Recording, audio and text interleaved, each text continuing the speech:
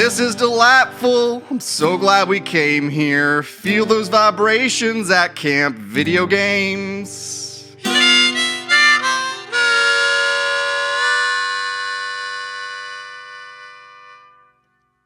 Howdy, campers. Welcome to Camp Video Games. This is Junior Counselor Sean, and who's that fella sitting next to me? Oh Lord, it's Junior Counselor Josh. Been having technical difficulties with the PA system around here, but I think we've got it all resolved now. Man, campers, keep your fingies where they belong. Keep your fingies where they belong, and keep them to yourself. No fingies on each other. Lay no fingies on your fellow campers. Or my tech lab equipment. Okay, no, I'm over it. So, we are here to have our third discussion of Breath of the Wild. It's a pretty good game, right, Josh?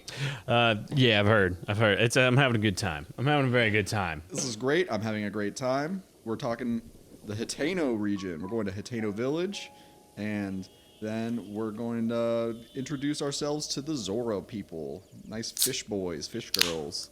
Lots of real sleek-looking folks we're going to meet this episode. But, listening back on our previous discussion of Breath of the Wild, I just wanted to clarify a couple of things. Specifically, Impa's exposition that she gives us. You did a good job of actually getting the facts right. I did? All right. So, basically, she's talking about the history of Hyrule and Calamity Ganon, how 10,000 years ago, the hero, which is the reincarnation cycle of Link, and then the goddess princess, being Zelda, they turned back Calamity Ganon, and they entered what seems to be like their golden age, where evil had not resurfaced for a while, technology is prospering, the divine beasts, the guardians, all essential components into how they turned back the Calamity Ganon the first time, and it seems like the most important part of how they defeated Calamity Ganon is with the aid of the Guardians and the Divine Beast. They're not the ones that actually defeat Ganon. It's got to be the hero with the sword. What sword? We don't have it yet, but we'll get to there. And the I believe also the princess's I forget sealing magic. Okay, I didn't know if it was magic, light, or arrow, because all of them come into play, I think, throughout the game. Yeah. Link has to strike the final blow in conjunction with Zelda's sealing magic. Yeah. So then Impa goes on to explain that 100 years ago, Hyrule had set itself up to defeat Calamity Ganon in the same fashion. They've got the Divine Beast, they've got the Guardians, they've got the sword, they've got the princess, they got the hero. But the way I'd put it is that like Ganon kind of like Y2K'd the Guardians in a way. Like he like reset all of their programming against their the people wielding them.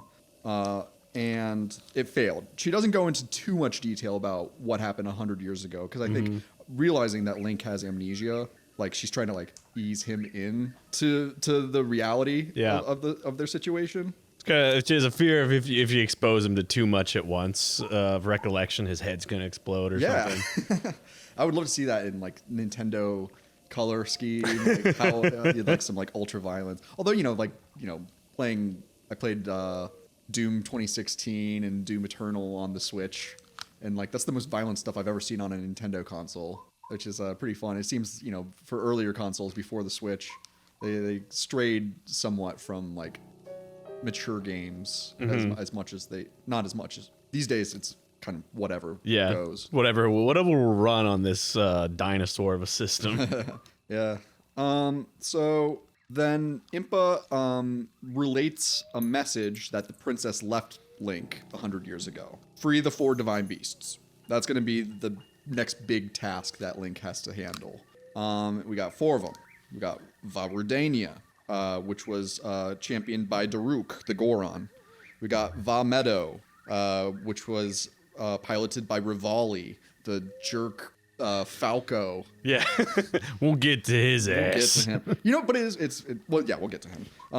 Then we got Vah Ruta, which was piloted by Mipha, the Zora. And then we got Vah which was piloted by Urbosa the Gerudo. So it's every major race of sentient creatures has their own divine beast. And if I was a kid playing this, back in the 90s, I would equate them to like the Megazords that the Power Rangers have, right? You got different animals that all big mechas, very cool stuff. Impa advises Link not to face Ganon before he can reclaim the divine beast, because right now they've been corrupted by Ganon's magic, and they're posing like direct threats to their tribes. Yeah, which they you'll get a regional scenario for each of those when you get to them. Yeah. So you gotta infiltrate them, and you gotta reclaim them. And Impa tells Link to go to the Hateno Ancient Tech Research Lab, which is just a stone's throw away from Kakariko Village. A nice little trot through Hyrule.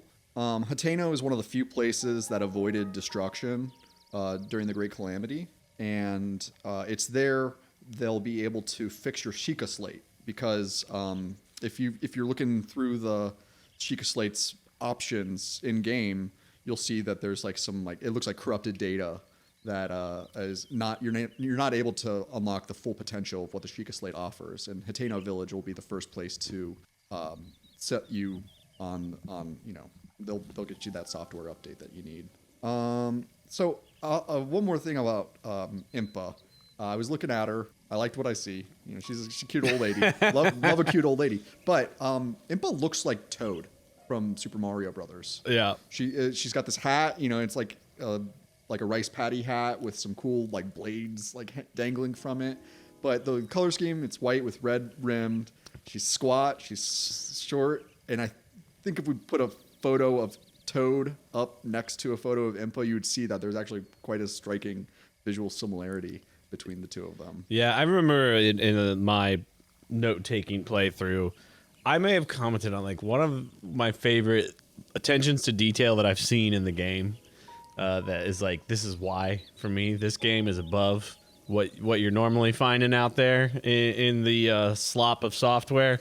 Is that when her hat moves and there's a dangling thing on each of these 12 points or so around it, the physics of which they move are all very nicely detailed. They all move with a very natural physics, instead of just be we just sort of sprited this thing. Nice. They added physics, either engine or animation, to each of those little tassels, but it could just be it's one object that moves. It's that Nintendo quality. They really I'm thinking about how Nintendo prioritizes designing their games. They're not going for the most graphically advanced, but they do have an incredible attention to detail. Polish, yes. These are not turds they're polishing. Yeah. So now let's get out of Kakariko. Whenever I say Kakariko, there's this really delicious coconut soda I love. It's called Coco Rico, and I never made that connection. That just sounds like Kakariko. But try Coco Rico. I think it's in a green can. I think Coke owns it at this point, but it used to be one of those cool hipster sodas that you could be the Coco Rico. Did I tell you about the this is real quick while we're on the side. I went to the local ramen Asian fusion place, Mochiko. Oh yeah, and big ups to Mochiko. They have Mochiko. They had a dish called Mochi Mochi Panic. Dude. It was I went by myself and was that weird, creepy old nerd that was did you know this dish is named after Super Mario Brothers 2? Oh, he knows that. So that's a husband and wife that run it, Eric and Elaine. Yeah. And I think Eric might actually be a listener. I hope so. But big ups to Cafe Mochiko. They've got the best ramen in town and best pastries. I just told them that, and they were oh yeah, I heard it's the original name of a Mario Brothers game or something. And I said, yes, it was Super Mario Brothers 2, Doki Doki Panic. Blah, blah. Yeah. Anyway, and they're you're the first customer who's noticed, so I guess I'll tell the chef. I bet that brought a little smile to his ramen making face. Yeah, love Mochiko. So we're getting out of Kakariko now.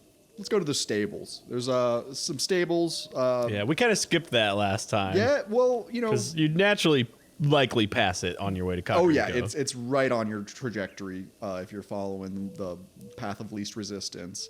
Stables are it's kind of it reminds me of like a truck stop. Really, it's like you go there, you can get some rest, you can buy some wares from the traveling salesman Beetle, who we mentioned earlier. But let's talk about Beetle's aesthetic design, because he's kind of a carryover from Wind Waker. I think is when he was first introduced, and he's very innocent looking. He's got kind of one of those like aw shucks faces. Yeah. He's stoked about everything. That's what I love about stoked. Beetle. And yes, I believe Wind Waker was his first appearance. One thing that I think is weird is that when Beetle's walking around, he's got this gigantic backpack. He's got like a bicycle courier backpack, and but he's got a little banner that's hanging in front, and it's just a picture of his face, and he's not smiling in this picture, which I thought was kind of weird. Like I'm wondering, you know, a lot of times you meet someone that's in like the grips of like a really bad depression. They're gonna be smiling. Like people who are depressed smile to like hide how they feel. It's like that commercial. You know that commercial where they show the people holding a mask of them smiling over their depression? You know, I don't want to sound like that guy, but I don't watch TV anymore. Yeah. I only see it on now like that I have the few Hulu shows I watch. Now that I have YouTube Premium, I don't get any commercials on that. So I really just don't watch that many commercials these days. Right. But yeah, so I think the frowny face of his banner is his true. That's how he really feels on the inside. At least that's how he feels when he's not making sweet sales. It is weird that he's specifically frowning it. But yeah, he's such a great resource. This is how I stay stocked on arrows. Like as soon as I have money, I just know go to any stable, buy out Beetle, and like I'll probably be good. Yeah, you know, for sure. Yeah, and at the stables you could also rent a bed if you want to get some rest and get that bed perk. Maybe get like 1 or 2 extra hearts. Yeah, so when I mean this is just like a gameplay aesthetic that I like too. If you take a food or potion that is going to temporarily increase your hearts or your stamina, the additional the surplus will be yellow instead of the traditional red or green of the stamina or hearts. And I don't know. I just like that. There was like you'll get this. It's not going to replenish, but you can have an idea of how much extra you're working with. But I think for a lot of gamers, the stables, their best function is to be able to register horses that you've caught, and then be able to check them in if you're not going to be riding around, or check them out if you're ready to start riding around again.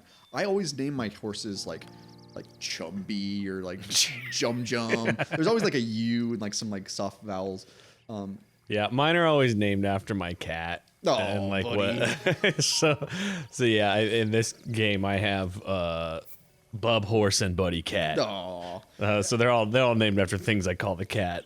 Any like auxiliary pet like character in a game. That's what happens for me. I'll still refer to Buddy Cat as a friend of the show, but if she bites me again, then she might just become a listener. She's being such a little brat. She is cute though. Yeah, go run over back there in the Temple of Time, play around, catch some field mice. So one aspect of horseback riding that didn't get mentioned our last discussion is the more trust and affection that you build up with a particular horse, the more it will respond to your commands. Yeah. Miserable mechanic. I like it because it's kind of like it's telling you like, yeah, it's kind of convenient, but it's not maximized right from the get-go. It's something you've got to kind of level up. Yeah, for me it's just like one of like the small handful of quality of life things I'd love to see upgraded in Tears of the Kingdom, which at this point is still 3.5-4 weeks away as we record. But anyway, that either the horses need to be more useful, like in comparative ratio to the paraglider. Yeah. Or you gotta like get rid of the leveling mechanic. So like right out the gate, you're like, this is a good, fast, reliable mode of transportation that doesn't just stutter into every obstacle. That's the thing. They're not kill momentum. They're not just items. They are animals, and you need Yeah. to have a good relationship with your animal in order to get the most out of them. And Yeah. I think it's an interesting gameplay mechanic. I don't demand that they keep it that way. Yeah. But it also seems for Tears of the Kingdom, they're going to introduce like more vehicles and not horses. Yeah, I guess I'm not dissing the mechanic; it's the implementation. Heard. That like horses are very quickly just not useful in this game. I disagree. Like, I disagree. I think you can get a lot out of them just in normal like combat. Like I love doing like archery combat against bokoblins from horseback. It's really, I mean, like every other facet of this game, it's if you want to use it, you can. If not, you can have just as good a time without it. But yeah, so stables, they're littered throughout Hyrule. You'll find a couple of them. And they're nice little hubs just to stop and kind of maybe do some cooking if you're running low on food, or you can get some side quests from some of the NPCs that you'll meet there. So heading out of Kakariko toward Hateno Village, you're going to come across Fort Hateno, which is they do this great, like, you know, it's the site of a battle where there were dozens of guardians, and they all seem to be frozen in time, presumably when the Great Calamity occurred. And let's see, when you get to the battlements of Fort Hateno, there's this detail that I really enjoyed.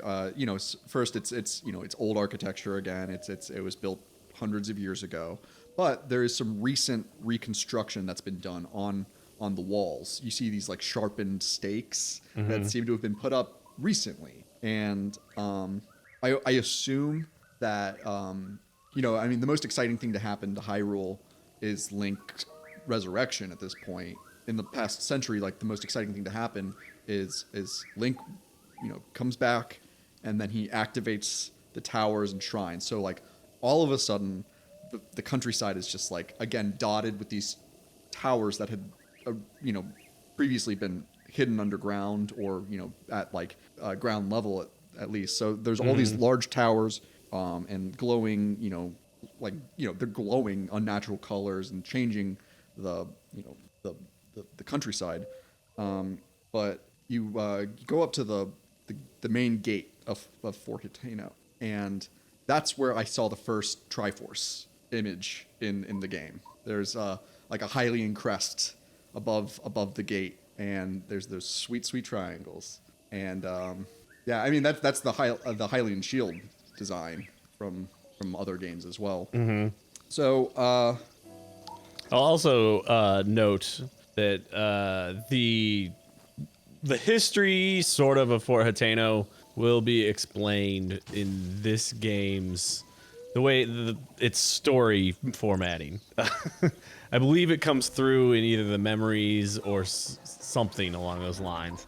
But then they actually have sort of several scenario sequences and battles based around that part of the story. I believe in what's the Warriors game?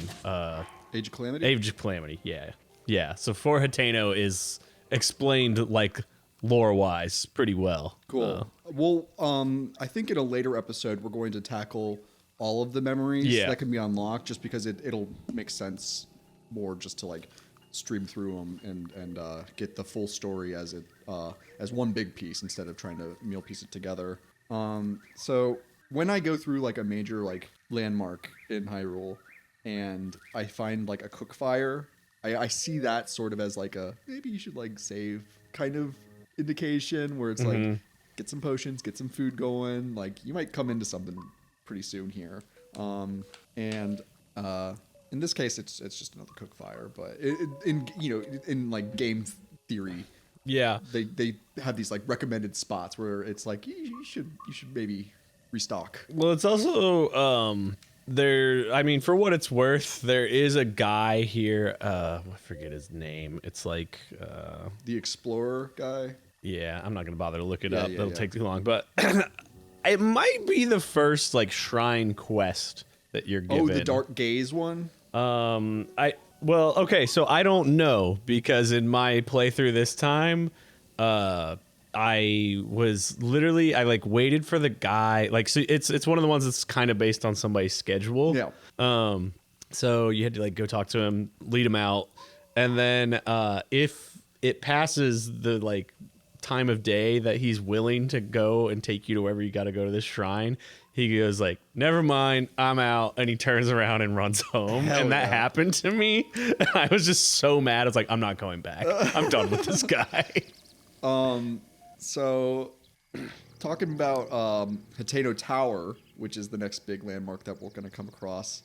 It's I love how this game, it doesn't tell you that there are mini games. Well, in some cases there are. There's like that big golf game that you can play later, and like the paraglider mini game where you can see how far you can go. But every tower, as you're going forward now, is going to be it's a puzzle in how to ascend it. Yeah, I think of them as like mini dungeons. Yeah. Which are we'll get to it later. There aren't really that many dungeons in this game in the traditional sense. The divine beasts seem to really fill that role. Right. But that's something I'd like to touch on later.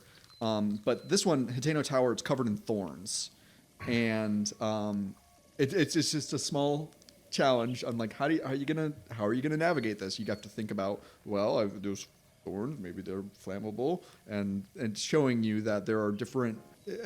In the earlier games, it would be as simple as like you need to burn this bush in order to get to the next dungeon. Yeah. But in this case, it's just it's an extension of that, and it's fun because there's going to be different ways to tackle it. And like for example, I set a fire at the base of the tower, and it created an updraft that allowed me to just paraglide to a point where I could then climb the tower free of thorns, and the fire would then climb it. And it's just fun variety, and they introduce just these little small challenges without directly telling you what they're doing. Let's see. From the tower, then you've got that great bird's eye view of Hateno. You can just glide right into Hateno village at this point, or at least get close enough to then be able to run to it quite easily. Yeah, and again, the way like the path of least resistance has been laid out for you is like you've been told to go to Hateno, but you see this big giant in the distance marker that you've been told like, ooh, if I go there, I get a map piece. Yeah. And you can split the road, and then once you climb the tower, like you said, it's like, oh, my destination's right there, and I can just start paragliding. Exactly. It's for me, I think one of the first like story scenario driven ways it shows you how quickly you can sort of just shift your attention and direction of your adventure, Sure, yeah. by like, oh, that thing off in the distance, and just jump and follow. This is like one of the first sort of story moments it points you towards. Again, as I'm always speaking, like from the path of least resistance, Yeah, and the paraglider really opens up so much variety in how you can travel. In terms of variety in the sense that like you don't have to worry about where you're walking because you're just floating right over it. Yeah. What's the history of the glider in Zelda? Was it first introduced in Wind Waker as well? Like there's you could get I believe you could get a Korok leaf that filled that basic function as the glider does. Yeah, I know that is it. I'm pretty sure that's the first time. And then the only other game I remember using it would be Skyward Sword, where you get the sailcloth. Yeah, and the bird. Oh, those birds. That's kind of like it. I don't know. Yeah. But yeah, I believe Wind Waker's the first time you had something like the paraglider. So let's talk about Hateno Village. It's a mountainside village, with the ancient tech lab at the peak. So it's the village kind of. It seems like the village is built to serve the lab in a strange way, or it's like the highest house is usually the wealthiest. Or, the Lord's manor of the exactly, village. Yeah. So yeah, it kind of it begs the question, like, why did this place survive the calamity? Right? Uh-huh. You know, I mean, they have an understanding of Sheikah technology. It's not populated by Sheikah in this case. These are just run-of-the-mill Hylians. Yeah. Just a provincial bunch. You know, you got some farmers, you got some small businessmen. Yeah. Oh, you got some contractors. Speaking of the business in this one, this is the first place I know of in the game where you can buy bomb arrows, which turns combat into a really simple ordeal with certain enemies. But it also using bomb arrows, in my opinion, is kind of like a cheap shot because you can wipe out an entire camp of bokoblins with like a bomb arrow. Yeah. And I really enjoy the combat mechanics in this game, and I try to take every opportunity to play around with it as I can. But bomb arrows are really important in terms of certain places are most like there are certain bombable areas that are way more convenient to use a bomb arrow than it would be to figure out how to manipulate your remote bombs. But you ever see the movie Chitty Chitty Bang Bang?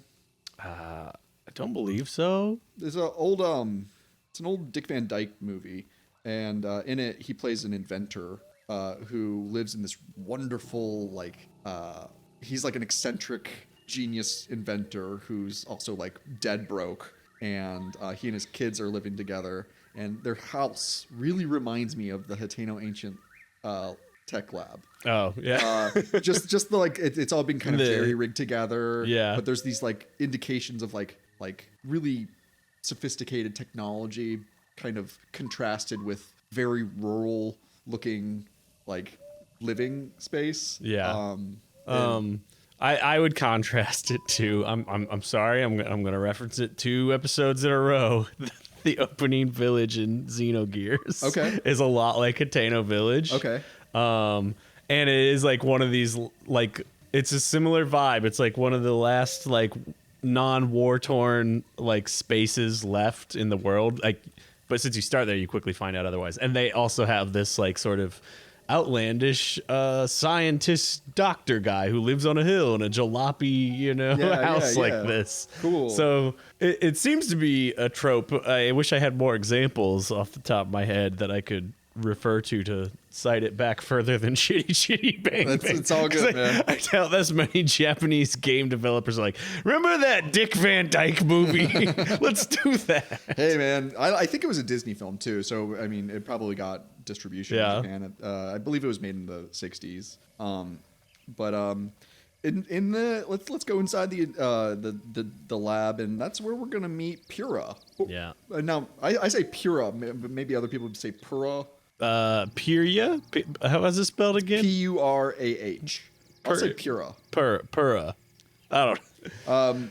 So point is, she's supposed to be way older than she is. Well, this is a really interesting thing that I think is in direct, like, she's the opposite of Impa in some ways, because they seem to be both of the same age, and they both know Link from time spent with him a century ago. Yeah. But Pura looks like a kid. I mean, she looks like she's like Coco's age. Yeah. But when you first meet her, she hides her true identity and has you assume that her assistant is the director of the laboratory. And people hiding their true identity, that seems to be a recurring trope in this game. You start off with the king, not telling you he's the king. Perhaps Ulkin from Kakariko Village is actually Yiga. Yeah, this could also be like a Age of Calamity thing that I should like review how that game ended, because I think there's a sense of this that like these people are all kind of in like an Obi-Wan Kenobi situation. Oh, good, yeah. Where like they're on the lam from the evil empire that took over. Yeah. They're so like that he could be a Yiga spy. Yeah. So like Pura, and then we'll get to the other tech lab. Are there other people who are like kind of like living on the lam that were around 100 years ago? just them and Impa, that they're like on the outskirts of Calamity Ganon's eye, you know, like the Eye of Sauron. Man, can't find them on the outskirts. Gosh, of the I love that regions. insight. That's really good. And yeah, so you learn that they butted heads with Ganon in the Age of Calamity. Yeah, they're part of the game. Resistance. Yeah, it's a bummer that like that game format is what was used to tell this history. I agree. I wish it could have been a more traditional Zelda game, so Yeah. I'd feel more inclined to play it. Although I do love the Dynasty Warriors series. I played the shit out of Dynasty Warriors 3 back in the day. So maybe I'll give it a try. Yeah, I mean, I think I said a few episodes. I put like 50 hours into it. It wasn't like I wasn't like this is not fun, but it was just odd for like maybe the first true prequel Zelda game. Yeah, like very story driven Zelda game. More than like almost any other Zelda game is packaged in this other franchise. It seems like, I mean, not to put down the gameplay style of like a Dynasty Warriors type of game, but it's weird. Yeah, I agree that with a Zelda, specifically a Zelda game, they do so much lore establishment in what could otherwise be described as like a disposable game. Mm-hmm. Yeah. And like then it puts in context, like now canonically it's like, oh, Link and Impa and Zelda, and I think you can play like all the champions. It's like all of them have murdered tens of thousands of soldiers because of like the warrior games are about like just mowing down enemies like ad absurdum. Mowing down is the way I would describe it too, because you're literally like a human lawnmower. Yeah. Like, and yeah, the enemies, they're just like blades of grass in front of you. Mm-hmm. So the ancient tech lab. This is cool too because it's like a library / a laboratory solely dedicated to ancient Sheikah technology, which outside of like Link's Sheikah slate and the shrines and the towers, we don't really see any evidence of non-corrupted Sheikah technology. Mm-hmm. But in this case, at the ancient tech lab, I wonder if they didn't get their technology corrupted because they just like pulled the plug, as it were, with the blue flame that we're going to get into. Mm-hmm. I don't know if that's what you have next, but do you have like how she explains that they lost power to it? No, I don't know if they explain that. And if they did, I didn't take a note on it. But what essentially they're like, oh, let me see that Sheikah slate. Like, give me your iPad, kid. They tell you that they'll be able to fix it if Link will do something for them. Pyrrha knows Link, and this is again his amnesia is kicking in. So he I gotta get that I have amnesia button. You really gotta get that button. We've mentioned it a couple times. Pyrrha refers to the Shrine of Resurrection. She's talking about the act of what it was doing, which is he was in a slumber of restoration, which is like, okay, is it the Shrine of Resurrection or is it the slumber of restoration? Guys, come on. But I wonder if that's just like software programmers that are like, arguing about what to call their program. Yeah. Or which vowels to leave out of the brand name. Yes. We got to start an app and we can have no vowels. So Pyrrha, she's an old lady. She looks young.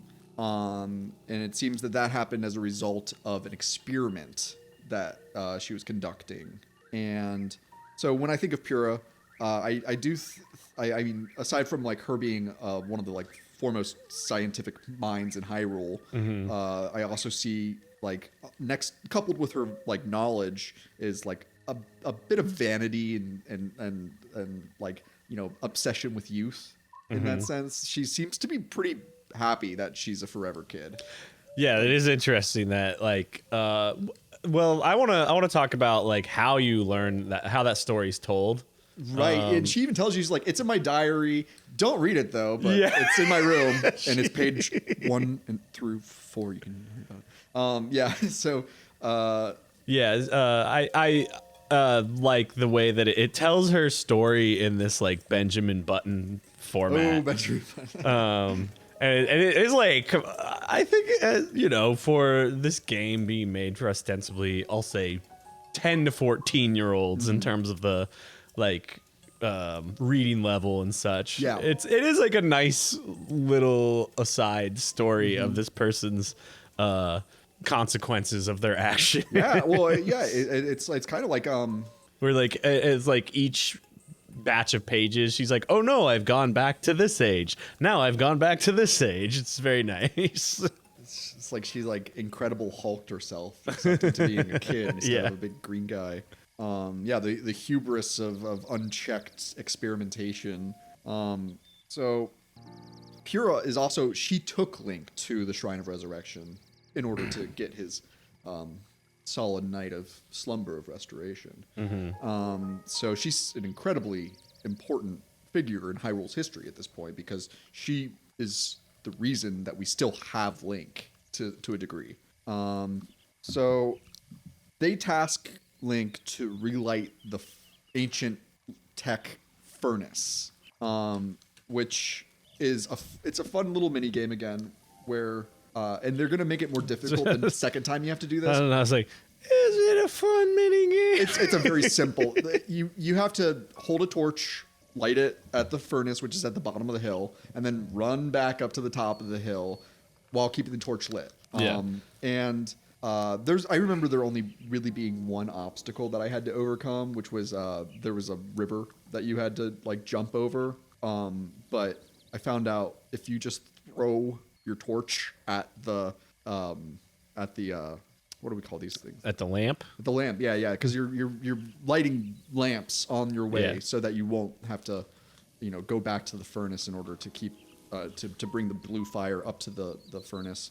It reminds me of like the Olympic Games. the passing of the torch along. And then also, I mean, just like I'm gonna be like talking about some like junior high level understanding of Greek mythology.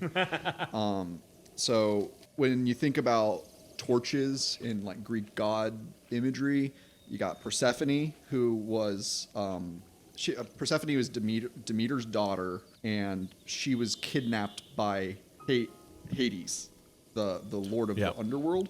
Players of Hades will also have a good background of this. You should check that game out. It rips. Is that like a roguelike game? Okay, yeah, I've heard really good things about that. So, in order to find her, Hecate, another Greek deity, searched with Demeter using torches, and let's actually say like grade school understanding of Greek mythology. But I don't know. It seems like the Link. So the blue flame, to go back to where it's burning at the base of this hill. It seems to be like a natural resource that is being used to power technology. Again, it's kind of how I've interpreted the Sheikah technology being like an exploitation of the natural world, or at least in a less damning way of putting it. Like it's more of like they're mimicking the natural world through their technology. But Link bringing this fire, and also, I mean, gosh, when you think about like the sacred fire that I struggled with the name again. Who steals fire from the gods? And then gets punished as a result. It was. I have an even looser understanding of these things. Oh man, this is just great. Two college-educated guys, classically educated. I majored in television.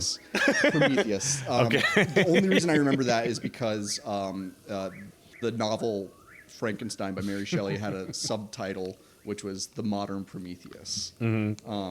But Link is doing this, like, this seems like a very important ritual that Link is doing. And having the hero do it seems like that would be the type of story that would be recounted throughout Hitano, like, generations later. It's like, well, then the hero of legend came to our town and he relit the tower and did all that stuff. It's just fun, making Link seem larger than life. So yeah. Well, I do want to note, like, yeah, I'm just gonna say gameplay wise, I don't like things that make me slow down. We're very different gamers.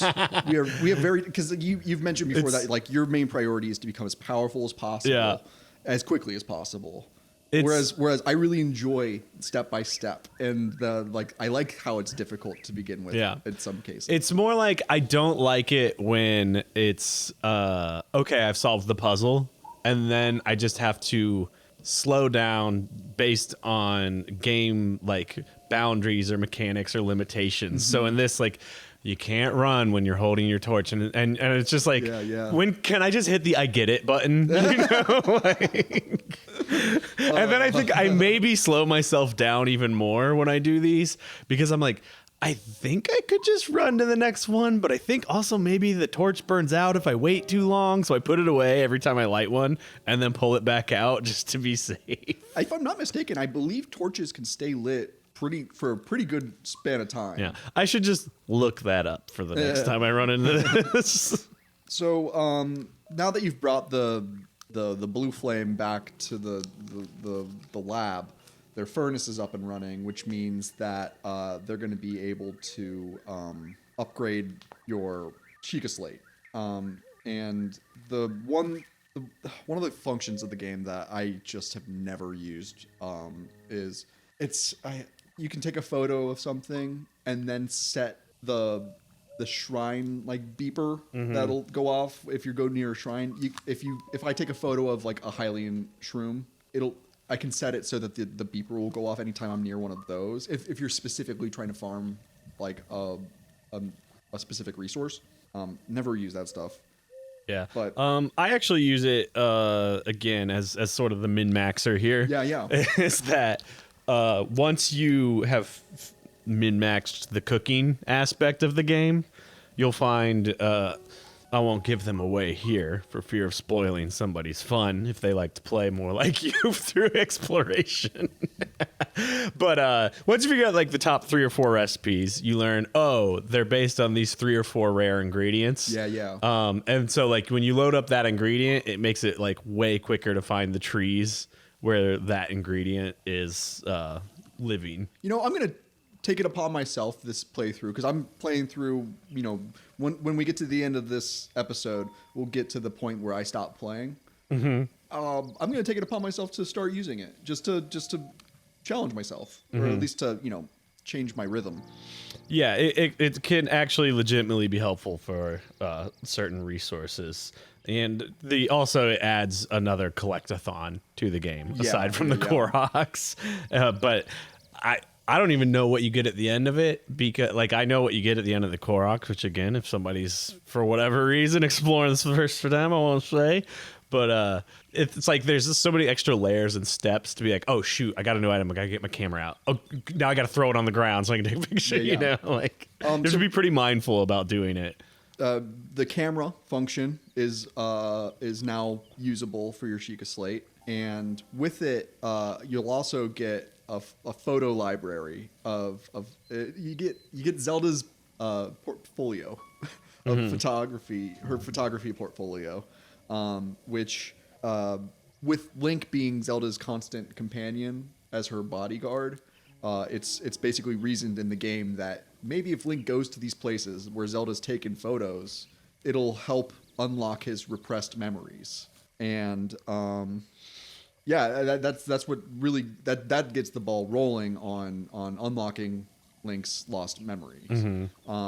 So outside of that interaction with Pyrrha and her assistant Simon, I didn't stick around in Hateno Village really. Because it's just now I know that with my Chica Slate up and running, I'm encouraged to go back to Impa.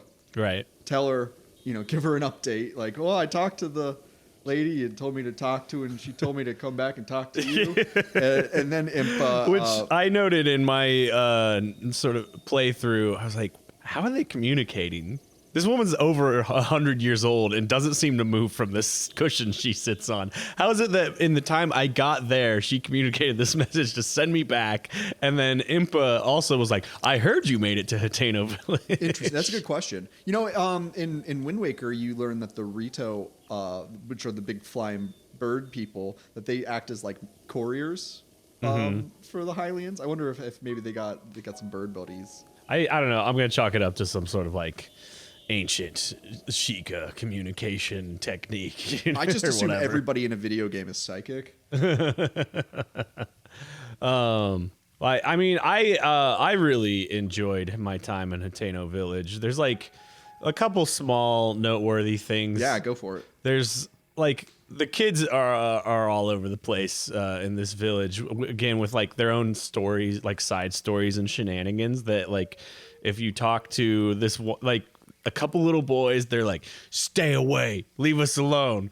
But if you follow them during the day, you find out they're spying on the tech lab, and they're like, you learn the tech lab is this like mysterious, like they think of it as this mysterious place, like there's some weirdos in there that never come out. They like, are weird. And they're like spying and trying to catch a glimpse of them. There's also the guy who owns the armor shop is his whole family situation so weird. I don't think I even talked to him. What we got going on with these weirdos? So I think Selden is the name of the dad. If you catch him at the right time, he'll give you the tour of the village. Oh yeah, he approached me when I first entered Hateno. Yeah. He was like, "Hey, you want me to give you a tour?" And I was like, "No." And he was like, "Oh well, fuck you then." And he just like walked away. He's so weird because then when you go to the armor shop, he's got this daughter who is, I guess, like runs the armor shop while he's out giving tours during the day, and she's cowering in the corner at all hours of the day. She does look demure in a really creepy way. So there's the girl at the other armor shop. No, she's always just outside and cheery. I liked her. Yeah, and then there's like Paya, like the Kakariko girls are all just like up and cheery, and this girl's like, something's going on here. Like if you're just listening, her shoulders are hunched, her hands are up in a kind of defensive stance. Dude, that's red flags. And like, it like takes us a bit of hassle to like buy things. I feel like she'll the first time be like, "Are you want to buy something?" Business is slow. It's so weird. I love that. So, and then like the one other thing I really have always wondered about in this game is if you go up on like the edge of town, they've got like a little suburb expanding into where the shrine is sitting. And this has just always been a weird mystery that like all of a sudden they have like this modern developer style housing off in the suburb. It's very modular. Like everything seems to just be like squares. It reminds me of the Bluth homes that they live in for most of Arrested Development. Yes. There's like 3 houses up on the desert ridge. They're like set dressed for like people like taking tours of the house to see if they want to build their own. Yeah, they feel like model homes. Model home, yeah, that's right. And then like eventually you find out even further on the outskirts, there's like a house that Link can buy if he like keeps having these guys fix it up over time. I don't know. It's weird that like the furthest civilized peaceful space, like almost all the way out to sea, is like has this modern development going on with like we're building suburbs with like these model home designs. With real estate, it's all about location. It's free real estate. It's free real estate. So after I left Hateno, you want to cover anything else that's burning a hole in your heart? Those were the big things. I'll just quickly hit on the cursed statue. Yeah. Talk about that.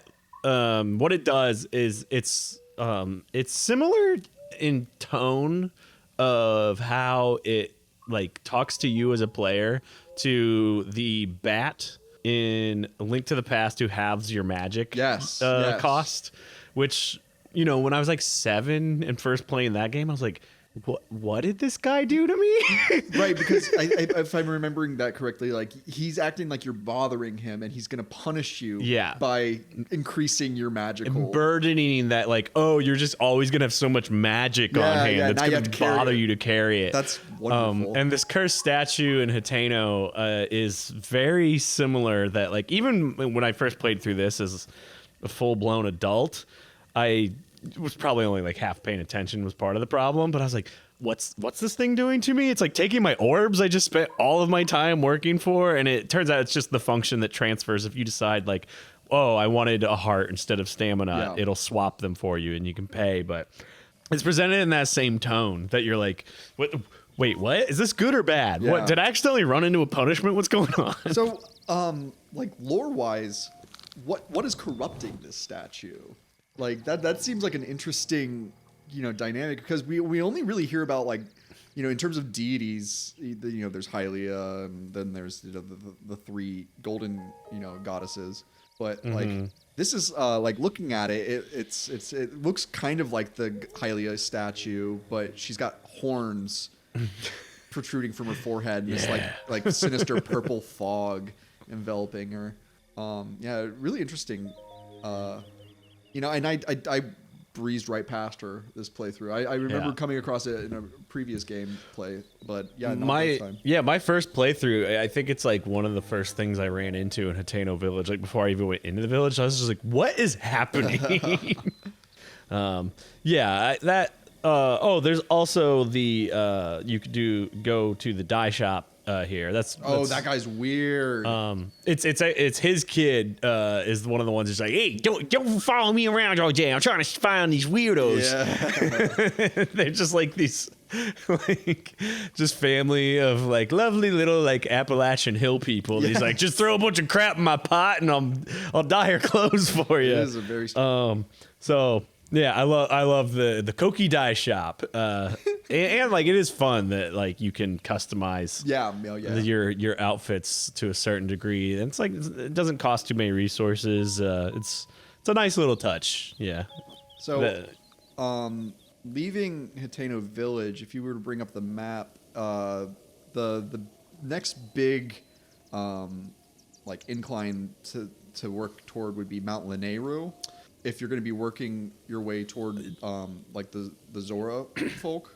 Yeah, this is an interesting point in the game to me. This is one of my favorite, like, segments that I've played through in the game so far. Yeah. First, Mount Lanayru it's so cold that just your doublet isn't going to be enough to keep you warm. Mm-hmm. So it's showing you that, and I don't believe we've come to anything that cold yet in the game, if you're just kind of going through the same route that we're playing. So it's telling you, like, the double it is a step toward staying warm, but it's not the end all. So well, let me ask you before I go on. Is this how you've worked your way over to the Zora's Domain, you think, every time you've played? No, because this playthrough I did not approach Zora's Domain the quote-unquote correct way. And I actually ended up getting kind of a headache from trying to get in, because as we get to it, I'll explain Zora's Domain a bit more, though, and how it's difficult to access from multiple angles. Well, that's kind of why I wanted to ask, is, like, I feel like this is the first moment of the game that the path of least resistance to your next story beat is not super clearly laid out for you. So it's like, as soon as we left Great Plateau, we could have gone anywhere. Yeah. This is, I feel like, the first time the game nudges you. It's like, we want you to go figure out these divine beasts. It's north of these two geographical sort of home bases you've just established. Right. Yeah, we've got Kakariko and Hateno. Yeah, and neither of them gives you, like, a clear, like, just walk through this path. Right. You can kind of go to, like, the Great Fairy Fountain and head, like, northeast from there. And there's, like, kind of a path, but I tried doing that, and I got distracted. I, like, took the wrong direction. Yeah. And, like, I ended up fighting a Lionel, going up into the cold snowfield. And I ran into what you did. Oh, it's too cold up here. Yeah. And I'm looking at your hero's path, and you did not traverse the to the peak of Mount Lanayru? No, I actually like I was low on resources and I Yeah. backtracked because I was like, I don't want to deal with like, having to heat my body up and blah blah blah blah blah. And I ended up going back and just paragliding to like the swamps southwest of the Zora domain Yeah. and just wandering into it.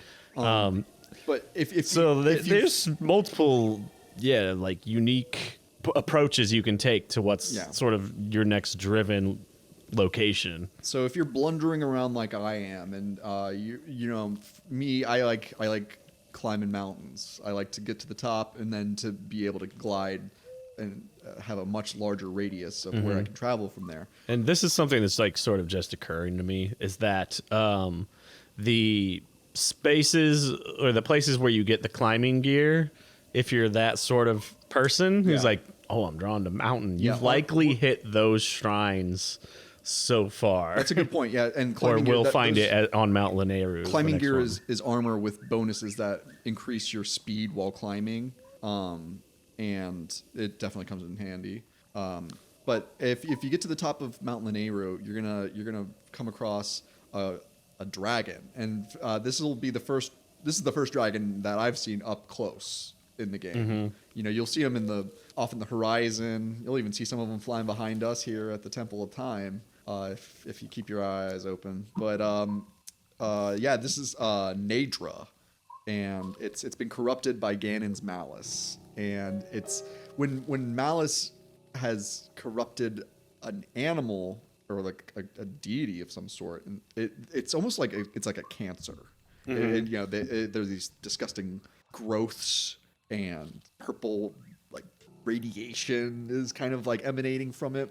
Nadra, these dragons are. I love the dragon design in this game. This They're is very like Eastern, like Eastern dragons. Go ahead. Yeah. No, it's like this is another kind of odd story beat for me that if you follow, it sounds like the path you did, like up through the cold mountain. When you run into this thing, it's a bit confusing. You're not given a lot of like context for the what or the why of this. Yeah. And it's also likely the first time you've encountered this malice cancer stuff up close. Yeah, that's a good point. You see the color, is present in, you can see Ganon floating around Hyrule Castle and it's the same color. So you know that, again, pink and purple, it's kind of the color of the enemy. And yeah, it's not like we know, we have not seen this dragon before, but we know that there's something wrong with it. We know that Ganon's influence is corrupting the dragon. And this is really similar like plot beat to Ocarina of Time and how Ganondorf would corrupt, he kills the Deku tree from the inside out, and he's corrupted it with his magic. Or Lord Jabu Jabu has he's got Ganon's evil magic has turned him into kind of a weird goofball.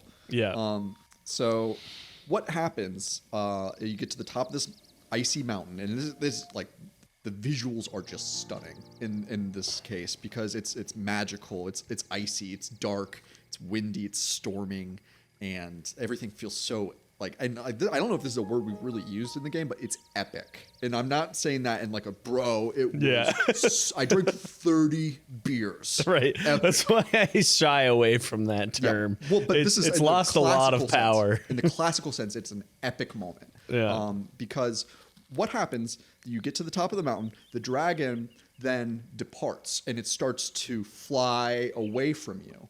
And as it does so, it creates these updrafts, which you see air rushing upward, and oh, I can catch that wind in my paraglider. And all over the dragon, there are, this is something I want to get into that is like one of those, I had an aha moment. There are what are telegraphed to a gamer player as targets on the dragon. They're these eyes, and these eyes are kind of the manifestation of malice, which is the evil corrupting power that Calamity Ganon is using to bend things to his will. What is the Sheikah's symbol? The eye, baby. It's an eye. And now we're seeing evil eyes Yeah. popping up on things that were once good. Yeah. Or at least neutral. The Sheikah is like the third eye, and the eye of malice is I don't really know in that historical context what it would align to, but in fantasy literature lore, it's like the eye of Sauron. I think of it as like this is how Ganon can see all over, you know. Yeah, I was it's gonna, like I was gonna ask, do you think that Ganon's like that those eyes are relaying information to Ganon? yeah, I'm gonna go out and I'm gonna do the thing I hate to do. Speculate. I'm gonna speculate. Because we were just talking about the safety, the perceived safety of Hateno Village. Yeah. Because this is like the furthest out you find, or like Malice has overtaken like the most powerful things. Yeah. First. So you can almost think of it's like those things fought to keep it at bay so that like the few areas of peace could persist. So like maybe this dragon sort of was the first line of defense and has taken on the malice of that region or that area.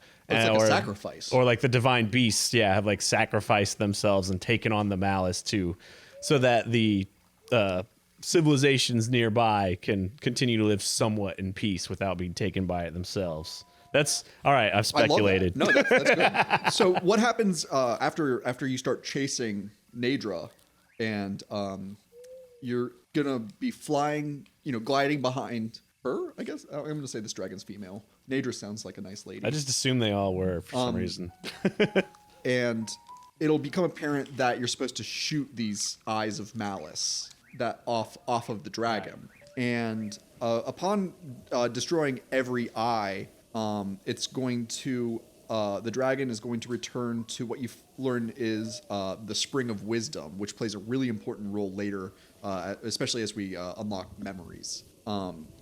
And what happens then is Nadra now cleared because you've destroyed the eyes, and then like in a magical like poof.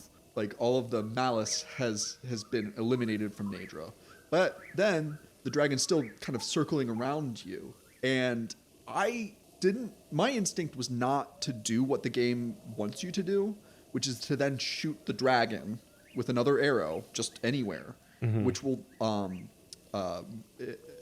doing so, one of the dragon's scales will fly off and land in front of you. Yeah, it's another weirdly maybe not very well telegraphed thing that the game wants you to do. Yeah, it's to shoot at this dragon you've just freed. I see a dragon, and if it's not breathing fire at me or stealing my ladies, then I want to be friends with that dragon. All right. And I'm going to put on the speculation hat again, and it'll help us backtrack to something we skipped over. So for those listening, the speculation hat, he just put it on. It's like the Sherlock Holmes hat. Your flaps. Go ahead. All right. So speculation hat, both flaps are flipped up right now. You need the dragon's horns. I think you need horns from each of them to upgrade the champion's tunic that we skipped over, which you receive after you get your first memory. Yes. From Impa. And it is the blue design that is shared by all of the... all the champions were these sick... They've got... It's kind of like what we're wearing right now, isn't it? Yeah. It's what we're wearing. And... you need scales from each, or horns, I think, from each of the dragons, which is if you shoot their head. Yeah. So you could almost think of it as like the dragons are like they know they need to sacrifice some of the power of their tough armored skin to like power up the champion. Interesting. I love that. I don't know if I've ever fully upgraded my champion's tunic before. Yeah, because the champion's tunic is your version of like the classic green Kokairi tunic in this game. Yeah, and what it does also as a side from a gameplay perspective, it gives you a numeric representation of your enemy's health. Yeah, and that is great. Josh and I are both big role-playing game gamers. Numbers go up. I love it. As soon as I know, oh, if I hit him and he does 20, but then if I eat this banana and it does 25, Right. woo, that's a game, baby. Yeah, this game is the most like number forward Zelda game that has ever existed, and probably the most complex. Which the fun thing is, like, it's simple enough that you can figure it out in your head numerically, like the math of everything. Yeah. Whereas, like, most RPGs, the math is behind so many layers of RNG, random number generation, that, like, you've really got to master the game to understand the actual numbers being rolled in the background. You've got to see the coding for the game to understand. Yeah. In some cases, I'll just say, just to be that guy, Zelda 2 does have like an experience points based system, which as a young gamer was one of my first introductions to like RPG style gaming. Because I then, as a little 5-year-old, I was finding out the best ways to farm experience points, which other Zelda games just there's no leveling up of any sort. The only way you level up is by getting new items or by getting new abilities. Yeah, and this game actually does have like an experience point based system going on in the background. Yes. That upgrades the enemies' like health and difficulty throughout the game. But I'm dwelling on the fun development stuff too much. We still got to go through all sorts of domains. We got lots to talk about. I'll let it scoot along. Yeah. So the dragon's scale, you collect it, and then what you're supposed to do is to throw the scale into the Spring of Wisdom, and doing so will unlock a shrine at the top of the mountain. And I love this being a guy who sees Hyrule as a paraglider first. Having access to like one of the tallest points in the game is just like, I'm like, oh, I'm coming back here for sure. Yeah. No, I'm frustrated. I can't show it to the video viewers because as you mentioned earlier, I chickened out because it got too cold and left, and I haven't gone there on this playthrough yet. And it also so this is like what I see is like an actual, like it's an offering from a sacrifice. You know, this dragon, you've man, I really didn't like having to shoot this dragon. Because it's just a really cool dragon. But you shoot it, get the scale, throw it into the spring, and it'll activate a goddess shrine and a Sheikah shrine. And this is like, that's some like old religion that's going on at the top of that mountain. Yeah, you do get a sense like these dragons are like the most ancient living beings going on in this place. Yeah. Are there 3 of them? I would assume, to be kind of named after the 3 Triforce goddesses. Exactly. And then when a dragon decides to like leave the game, as it were, it ascends, and then a hole in the clouds opens up, and it seemingly teleports out of our plane of reality. And man, I'm getting goosebumps right now just thinking. That's crazy because I feel like I've sort of farmed for these a lot, and I've never seen that. It's they always just disappear somewhere into the horizon outside of like where I'm trying to hunt them from. If you get it from the right angle, you see them. They just go straight up, and then they like, it's That's great. Dope. Big fan of dragons in general. After that, I am going to keep heading toward. At this point, I had not unlocked the next tower, so I had Hateno unlocked, but The Necluda one, the tower related to Zora's domain. Right. Okay. So, but I jump off the mountain. I'm paragliding, and it's just like it's the densest fog. And like you can't see anything besides the glowing orange of a shrine, like off in the distance. So I'm going toward it, towards the Zora's domain destination. Exactly. Yeah, because at this point, all of the divine beasts are showing up on your map. Even if you haven't unlocked the region, you'll see their icon blinking as a point to go toward.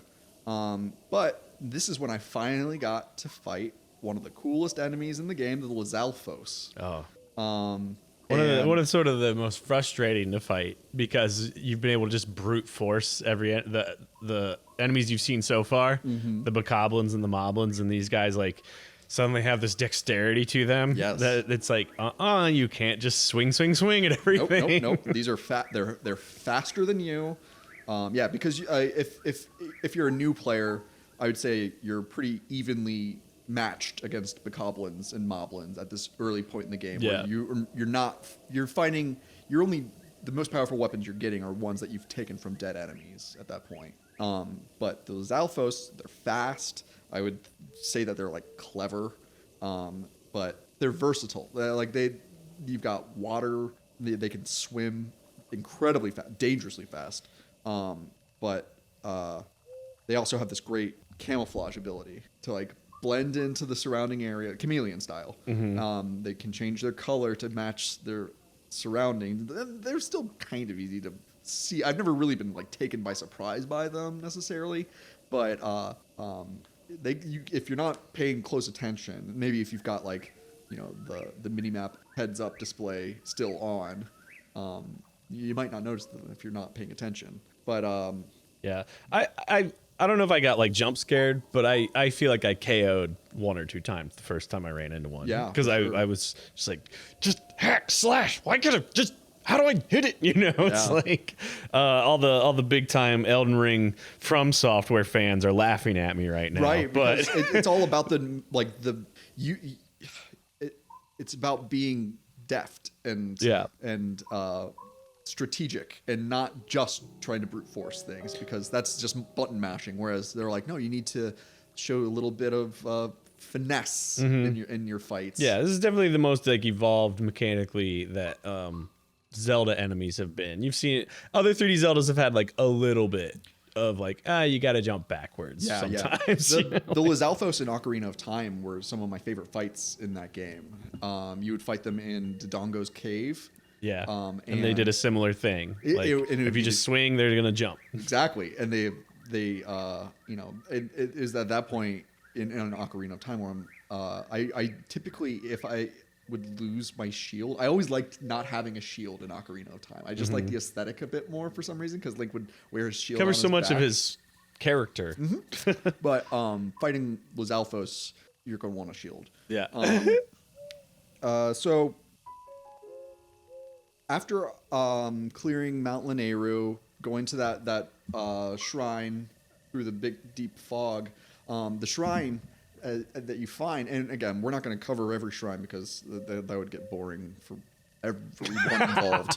But this one is it's covered in, or it's not covered in, but it's surrounded by wooden stakes that are make it so you can't walk through them. They're sharpened sticks, and the way I would describe it is you have to kind of like Pac-Man your way through, because there's a path through the stakes, but it's not immediately clear how to do it, and it also requires a bit of careful control, and so you don't walk into it.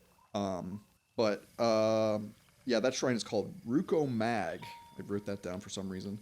It's interesting. I don't think, because I came from a different direction, I don't think I saw that one yet in my game. Yeah, it's pretty apparent from high atop Mount Lanayru, because it's again interesting. It's just the only color you can see in the void. I started realizing that when you described how you get to it. I was like, no, haven't done that one yet.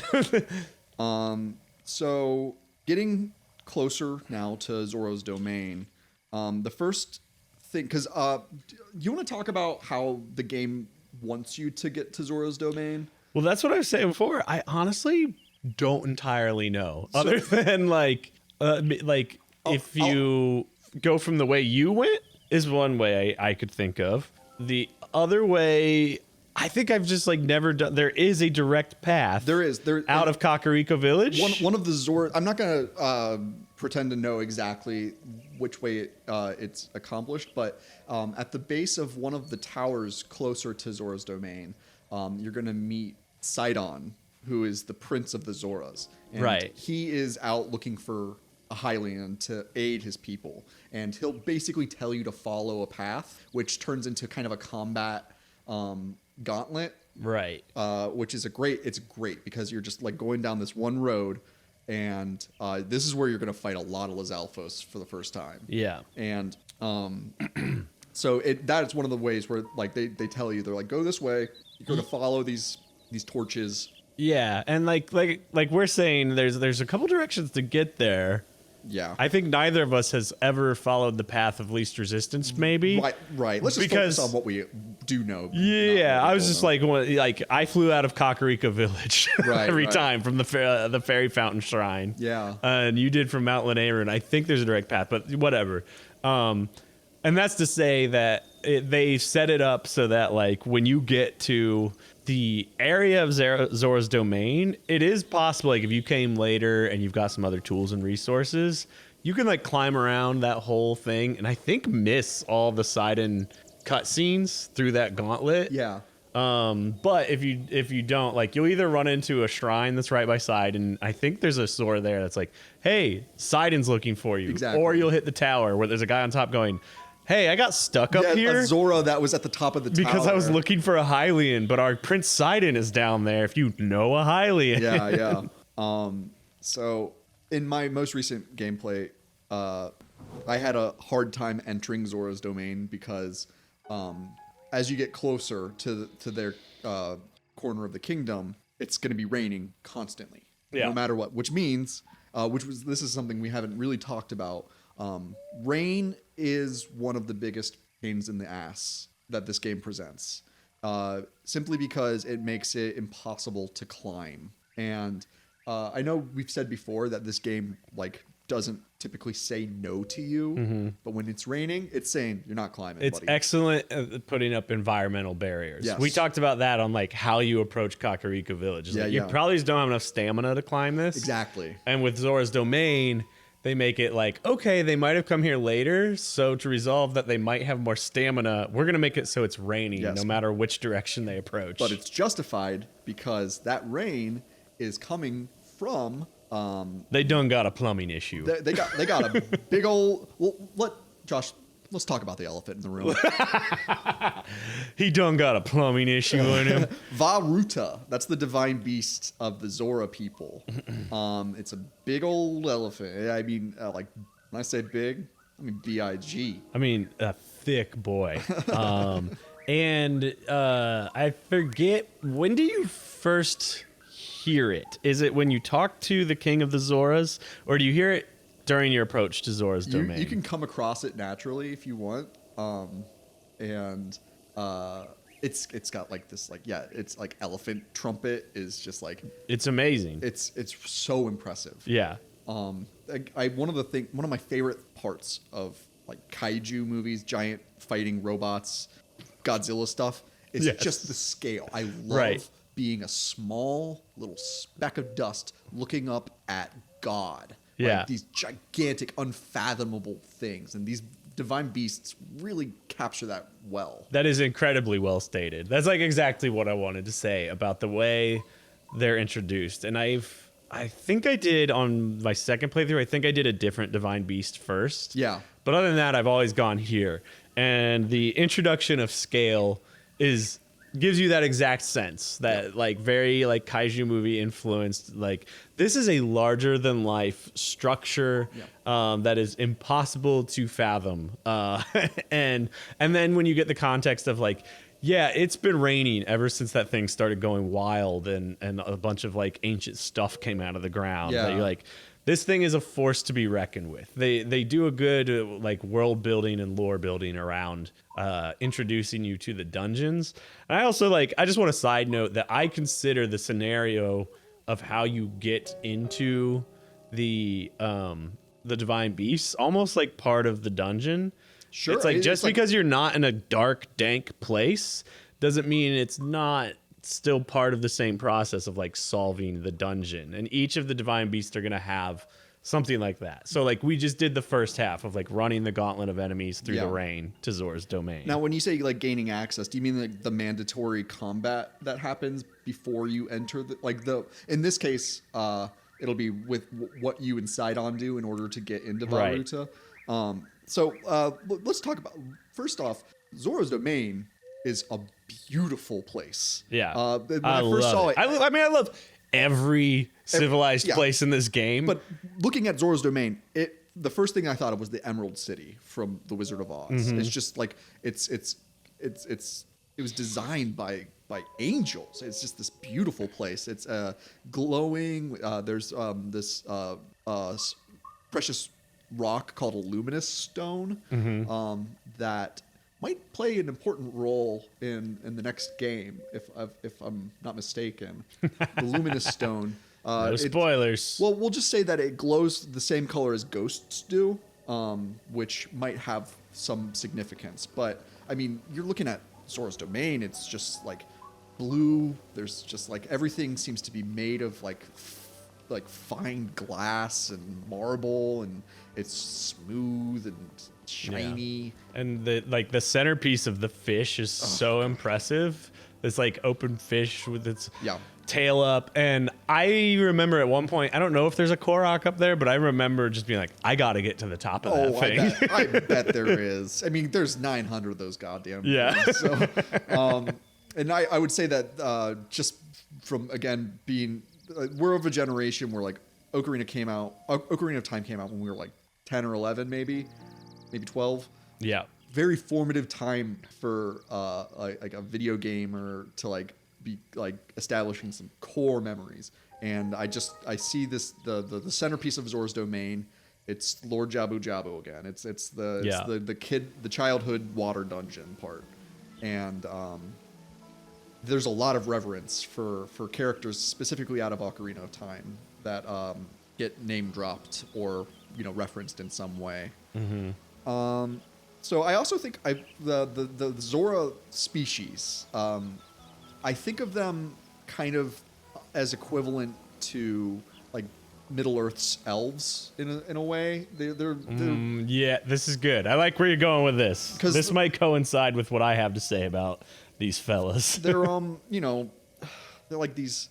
They have that they have very long lifespans compared to Hylians. Link runs into several like old pals of his as he enters Zora's Domain, and they're all pretty bummed that he doesn't remember them because he's lost his memory. Well, can you press the I have amnesia button, please? Well, that's like what I found really fascinating, and a really good correlation with the elves is they actually have a general distrust of Link. So there's all these older Zoras that they clearly make the design like this Zora's been around a while. Yeah. And when you first get there, all the older ones are like, a Hylian.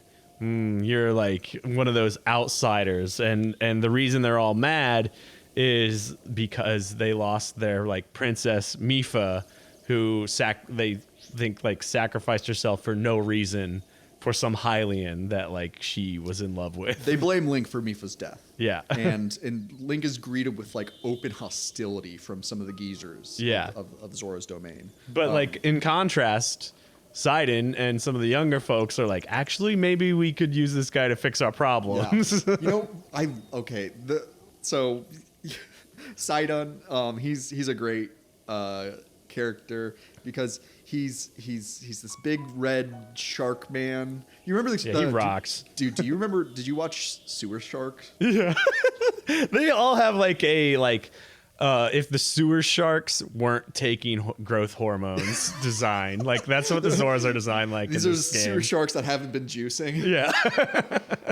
So Sidon, he's the prince of the Zora, and he's exactly the kind of he's what you would expect from like a royalty, except he's a good dude. He's noble, but he's extremely vain. Like kind of dumb in a like charming way. Well, like in like an inbred royalty way. But he's a good dude, and he technically like as we learn after Link has to prove who he is and that he is like he and Mifa were like basically betrothed. Or at least, so this is another. But it's weird, like you're never sure if Link was on board with it or just like, sure, we're in love, wink, wink. Yeah, this it seems Mifa was. I mean, she had feelings for Link. Link being the stoic, non-communicative, he's not speaking at all. So how is he going to be like, yeah, no, I feel a little bit differently, Mifa. I think we really I love our dynamic now. I wouldn't want to ruin it, and I think it's important that we just remain friends. But that's another echo of Ocarina of Time with Princess Ruta? Ruta or Ruto, I forget. I think it's Ruto in Ocarina because the divine beast is Ruta, and they at least a lot of the times they don't outright repeat some of the names. They just give they make it so you can make the association. Right. You're right. Yeah. So you meet with King Dorephan. That's he's the king of the Zora. He's a big old boy. He's more whale than shark. Yeah. And in this you learn that Vah Ruta has begun to produce an endless amount of water, and their reservoirs John filling gunked up the plumbing. And they're about to global warming Hyrule, basically. They're about to flood, and they're worried about the Hylians. Like, the king doesn't seem to harbor the same bitterness toward Hylians as his subjects do. He's a lot more level-headed. He apologizes for the outright hostility that Link's greeted with from the other old guys. But this is a very funny part that the Zoras, they're like, we need your help. We need a Hylian's help. And you're like, you think of yourself, because you're looking at all the Zoras, they're extremely capable. But the only reason that they need a Hylian to do it is because in order to gain access to Vah Ruta, you need to shoot these specific parts of the giant mech's body with shock arrows. Yeah. And they're like, since we're aquatic creatures, like, electricity is not really our thing. And I'm like, that's it? Like, that's why. I had the exact same reaction this time, that like the whole time the Sidon's guiding me to the king and all this stuff, I'm like, because he knows I'm the champion. He knows he's been waiting for me. He knows the truth.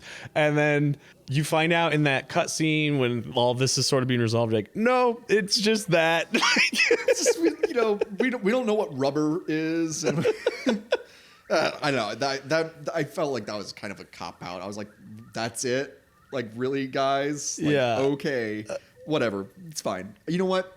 The show must go on. But I don't think much would have been lost from it's just like, oh, the king and the prince were loyal to Link as the champion and knew that he had Mipha's best interest at heart, whatever. So this is where you're going to, in order to access certain parts of the map too, they give you the Zora armor, which when equipped allows Link to swim up waterfalls like salmon do when they're migrating, right? Like, I think I'm saying that right, but that they do that. So Link is able then to, like, I mean, would have been nice to have that trying to get into Zora's domain when I'm like going around, I'm not going the right way, and I'm just getting rained on everywhere, and it's just like, oh, if I see a waterfall, I no longer see an obstacle. I now see an opportunity. Yeah. Because I can climb it and get a little boost to paraglide a little further. It's great. But that's not all. You got to get those shock arrows. These Zora don't have shock arrows, so in order to get them, you need to go up to a point called Shatterback Point, and this is where you get to fight. At least this is where I fought my first Lionel of the game. But actually, before we get to the Lionel, I should make mention of the fact that the Zora armor is almost proof of Link's connection to Mipha, because I believe one of the king's advisors, his name is Muzu, and he looks like a gosh darn Muzu. What's he like? He looks like a stingray, I think. Yeah.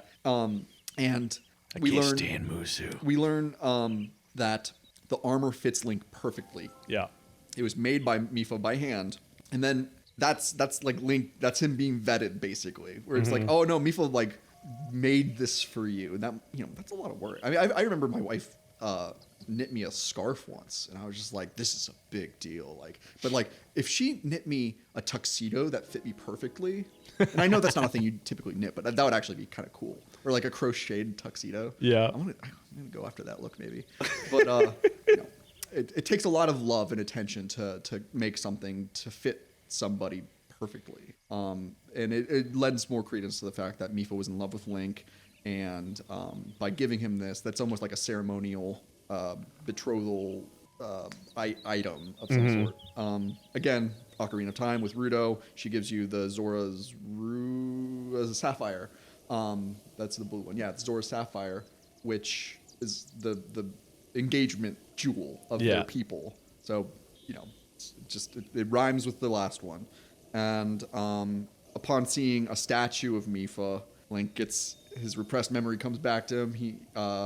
And is, it's a great little cutscene. We're gonna talk about all of these in a separate episode. Again, just so we can have a nice full understanding of the story so far as it is. Yeah, especially because you maybe, if a first time player might not have figured out at this point in the game yet, that you're going to experience the story almost 100% assuredly out of order. Yeah. Well, it's like, you ever see the movie Memento? You know what? I actually have not, but I'm familiar with the format. Yeah. So, I mean, it's like, the whole movie is an unreliable narrator in a way, because the character in that has amnesia and he's got certain clues that he's left for himself about how to stitch the whole story together. I watched it back in like college maybe, so I don't remember it that well, but it's one of those movies that like a lot of guys had like Memento posters. Yeah, it was like so fucking smart, bro. I love movies because I have a Memento poster. So with the Zora armor, you're able to ascend a waterfall to access this point called Shatterback Point, where you're going to collect shock arrows while at the same time battling a Lionel.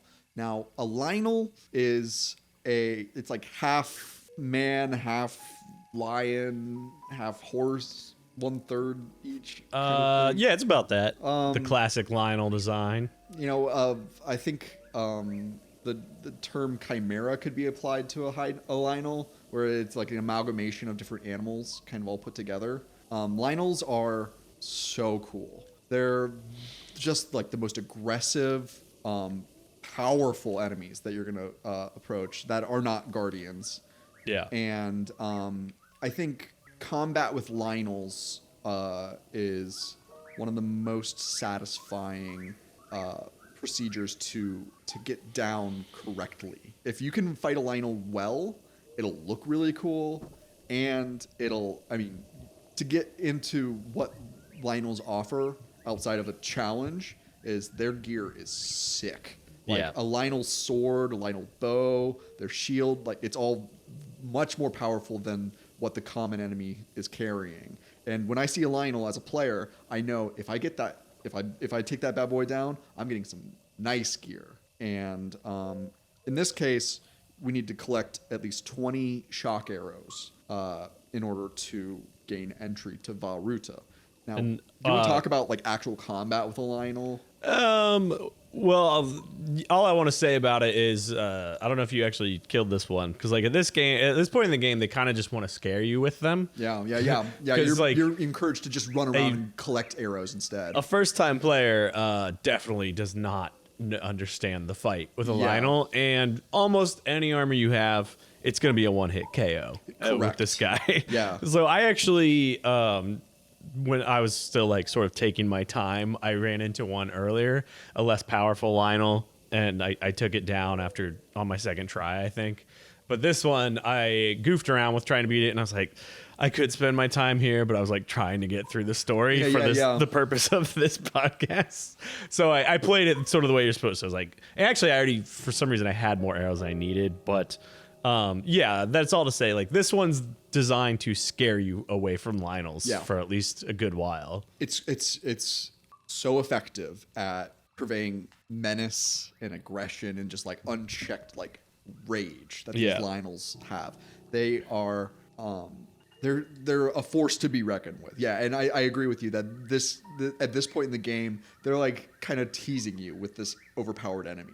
I did end up defeating it, and it took me a couple of tries too, because again, as I play through, I am only increasing my stamina until it's maxed out, and then I'm gonna put my spirit orb energy toward hearts. Mm-hmm. So I'm fighting this guy with 3 hearts, and I ate some food to increase my attack power, just to like get through it, because I mean I played it enough that like I'm able to handle it. But what happens is you're gonna break a lot of weapons fighting it, because it's got so much health, and your weapons at this point are, you know, it's possible to kill it, but it's gonna you got to come with a full like cache of weapons in order to effectively take it out.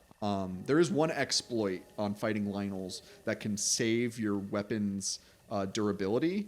When you there's a point where if you stun a Lynel, but usually by like shooting it in the face with an arrow, it'll go into stun animation, and then you can mount it like a horse. Oh yeah, and then attack it, you know, on Lynel back, and during that attack sequence, when you're on its back, your weapons do not suffer any deterioration of durability while you're doing it. So that's a cool exploit. If you've got a very powerful weapon and you want to keep it, that's a way to do so.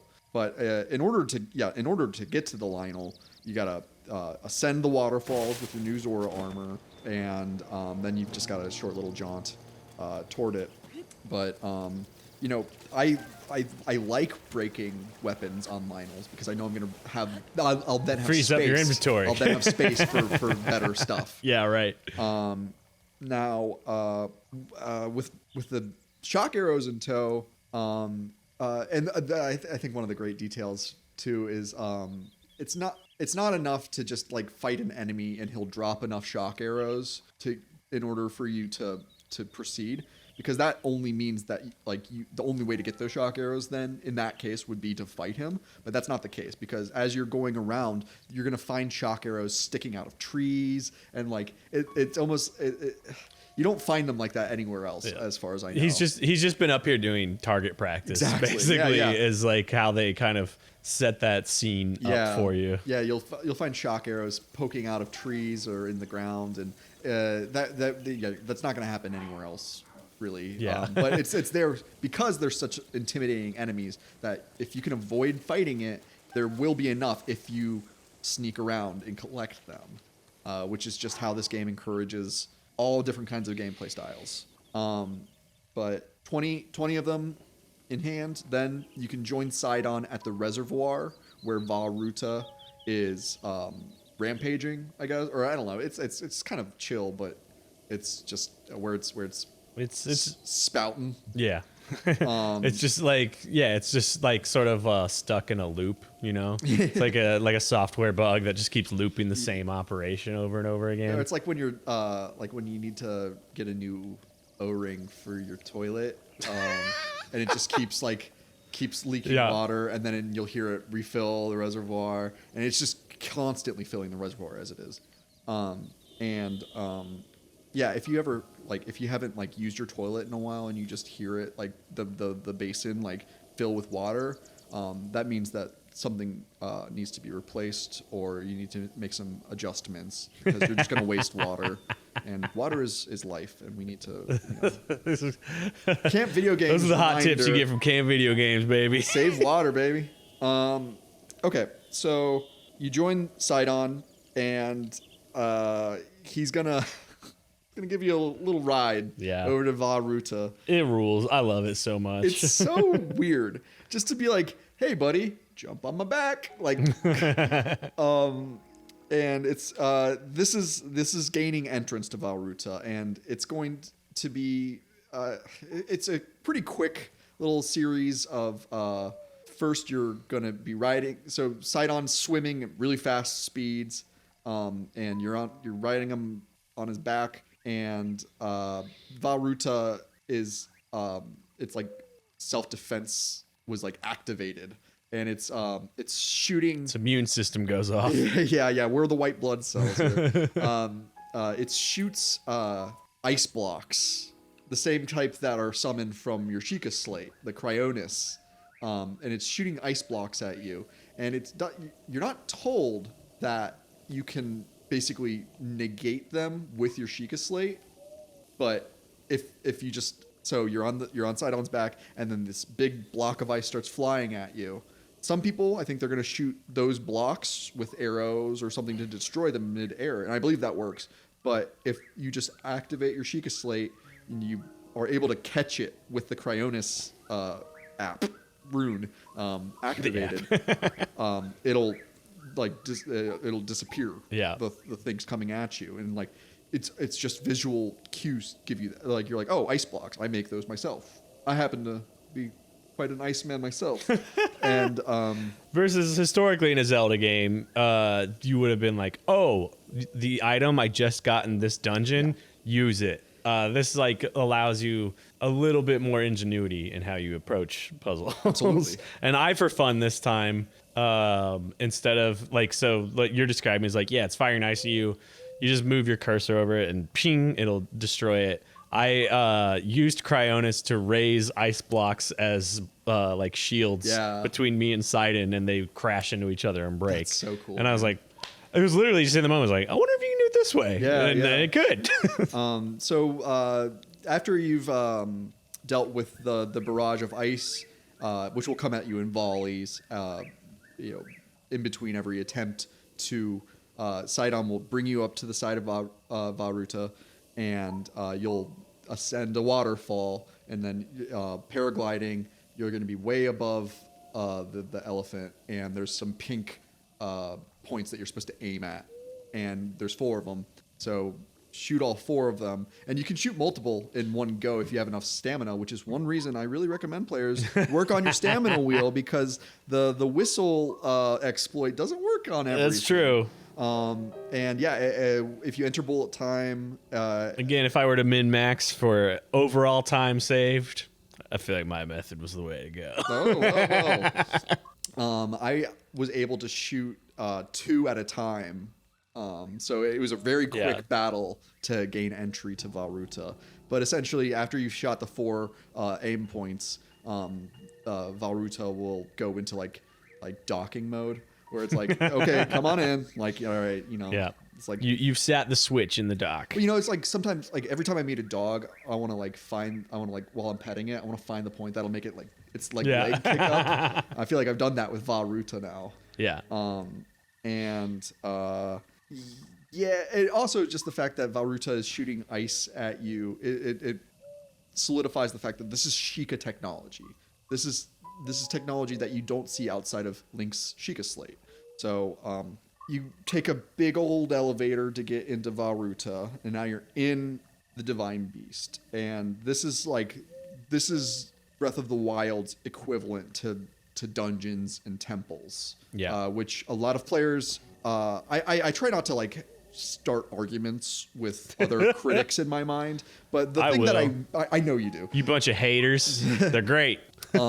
These are fantastic levels in the Divine Beasts. They require 3-dimensional thinking. You've got a different kind of map now, a 3-dimensional map of the Divine Beast that you can look at from different angles in order to figure out how to traverse it. Now, from a game lore perspective, like Vah Ruta was the Divine Beast piloted by Mipha, the princess of the Zora. And this is where she died, where she was defeated by Ganon's forces. And it seems that her ghost is trapped, or her spirit is trapped in the Divine Beast until its corruption is cleared. Which and as soon as you board, you start hearing her voice giving you guidance of like, I'm sort of hey, I'm trapped in here. I've got some clues. Here's some things you could do that might help me sort of untrap my soul or spirit. And you learn, there's these terminals that will activate a main terminal that is holding the I don't know how she describes it to you at that point. That what you eventually find out is this water blight Ganon. Sure, that's the boss for this level. Yeah. And so their voice is still like, yes, sentient enough, trapped within inside the beast to guide you. Yeah. And like as you said, Josh, when you're going through the Divine Beast, your goal and like the reason to explore this area is in this one there are 4 terminals that need to be activated so that you can then unlock the control unit, I believe is what it's called. And there's also we'll see those malice eyes that I made note of that you saw on Nadra the Dragon throughout. It's from the pink radiation that's kind of emanating throughout the divine beast. It gives off it indicates that this is an infected, corrupted entity. And I would say these divine beasts, they're the closest things that we have to OG Zelda dungeons, as it were. And it's everything that you've enjoyed in past Zelda games. It's all here. They've just mixed up the organization of it a little bit. Yeah, that's a great way of putting it. Yeah. And the complaint still remaining is that people have is but the architecture in all four of them is the same, and it's that's the fair, point. But that's the point. And they are differentiated by I'll call it design storytelling, and through how you access them, the actual physical literal design of them being influenced by the geography and the culture of the people that are there. And the thing I really, really love about this one is I think at this point we've been introduced to Mipha's theme, which is this really lovely, longing, nostalgic piano thing. I thought Breath of the Wild didn't have any music. Oh yeah, I forgot. This game there's no soundtrack in this terribly boring open game For babies. for babies, for dumb Nintendo babies.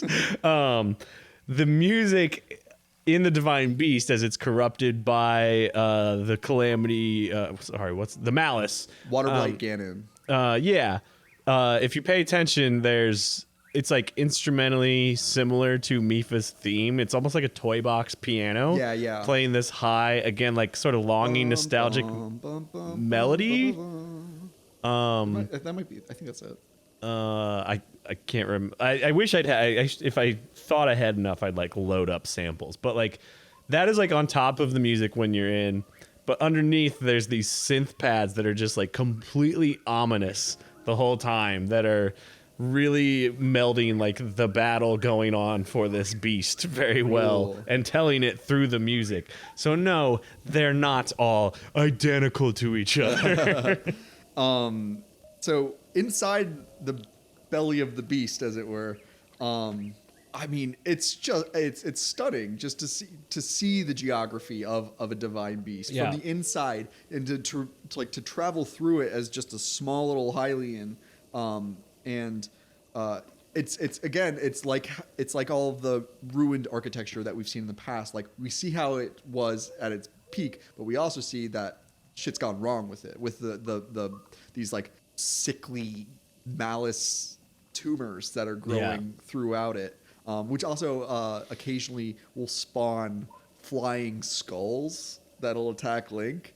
Who doesn't love a good flying skull? Well, why don't you cross-reference that to the companion series, The Legend of Zelda animated series, and Ganon's evil jar, from which he can send out baddies to go chase Link and Zelda. You know what? I think there's more to it than we've maybe given it credit. No, the other thing, while we're talking about the scale and majesty of this thing, is the design of the dungeons does not feel okay, I transitioned and the game has loaded me into a new arena. Yeah. It still feels like it technically has, because there's a load screen into it, and if you jump off the side of it, you go, and it'll drop you back in. I'm glad you brought that up, because I'm extremely disappointed that we have to deal with that in this way, because if you were able to just go back into Hyrule, 'cause I've got a paraglider. What's the logistics of that? That did take me out of the gameplay a little bit. Yeah. That I see as that's just a quality of life feature, because you're gonna be annoyed if you fall off and you go, God dang it, I have to teleport back to it. That's a good point. But beyond that, which again, that's just a feature they add as a quality of life control. It's you don't feel, if you go to the outside, you don't feel like I am in a dungeon arena that I loaded into. You look around and you feel oh, this is just literally I'm still within the scale of the world, and it's designed to scale within this whole world. Yeah. And again, in defense of the dungeons of Breath of the Wild. Just saying. Yeah, I love that. I'm glad you brought that up. So in order to reach all of the different terminals that need to be unlocked, they're pretty simple puzzles. I mean, as a veteran player at this point, I was able to make it through Vah Ruta in probably like 45 minutes. Yeah. And I mean, I was about the same. Like one I'm of not the, bragging. I'm not saying that that's like a good speed, but it wasn't as daunting as I remembered it being the first time. yeah. Like I feel like any good Zelda dungeon will have one or two puzzles that you get stuck on for like maybe 5 minutes tops. Yeah. And they do that through the architecture manipulation really well. Yes. Where like you're like, I know I have to get through there. It has something to do with the architecture manipulation. So that and the physics of how I like move between them. The architecture you figure it out pretty manipulation quick. that this game does is the trunk. You get to move the angle of the trunk, which is constantly spewing water. So you're able to then use that to bring water to certain areas, which will either move a gear or extinguish a fire or gain access to the tip of the trunk, which was one of my favorite parts. When it fully extends out and you can jump and glide, you can glide or run across the whole length of it, and that's how you solve the puzzle by manipulating the architecture. Well, I think that was the one I got stuck on. Is I think you have to like flip onto a 90-degree angle of the plane as it's moving. That like this time around I was like, wait, how do I go over that?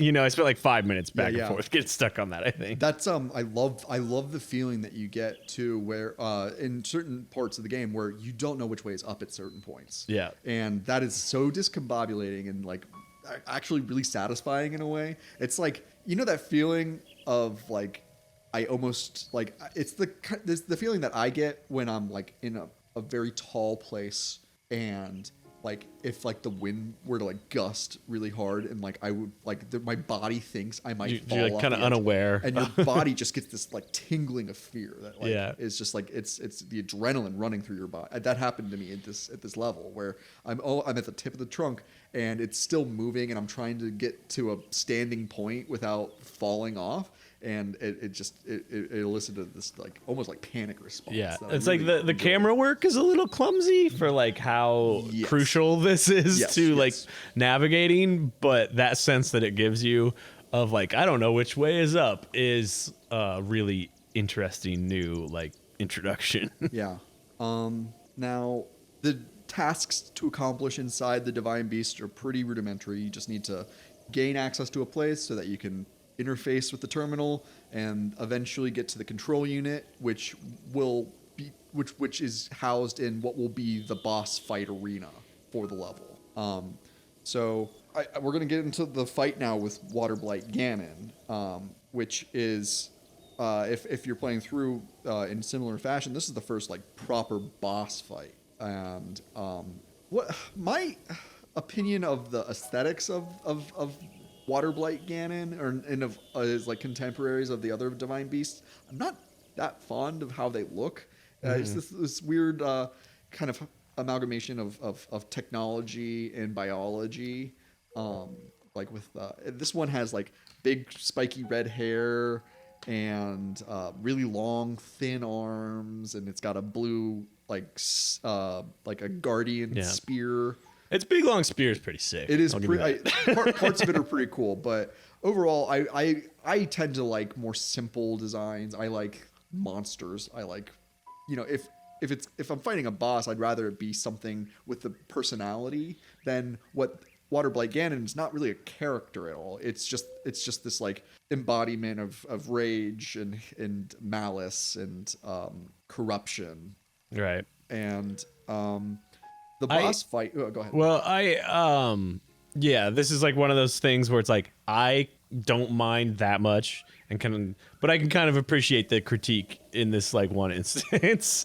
Like I get narratively and story wise, like what it's doing is like, yes, Ganon is in this calamitous corruption form and not physical form in this game, and it's just like this, like you described, this sort of cancerous thing that.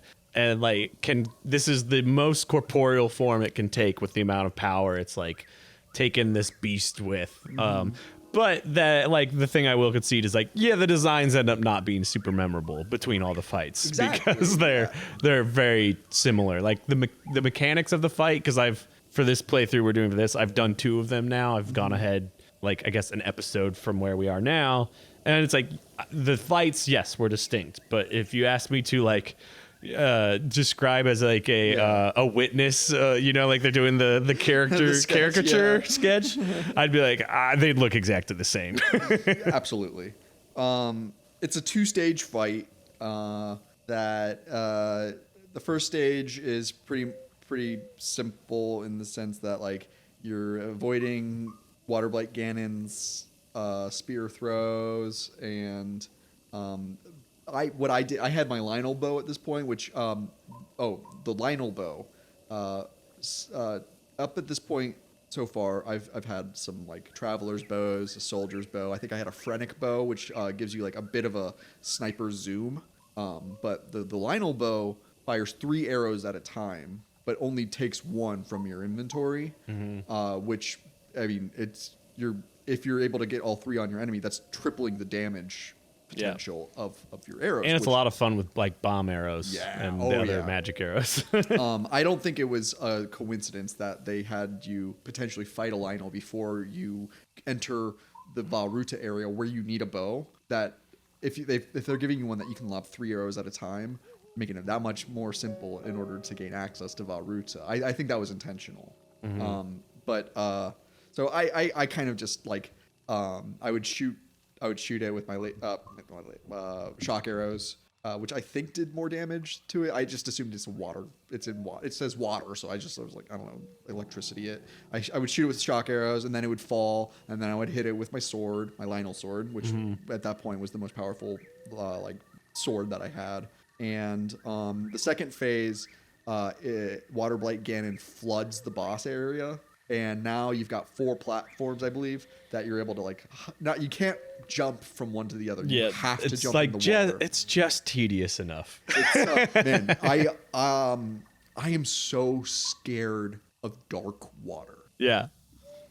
When I can't see the bottom, or very deep water. Yeah. Even like sometimes just like a 20-foot deep pool, like when I was like a high school swimmer. Yeah. Like a 50 meter long course, like 20-foot deep pool. I'd be like, this is a little intimidating. So like that was like I lived in the water at that age. Yeah, that is not for me.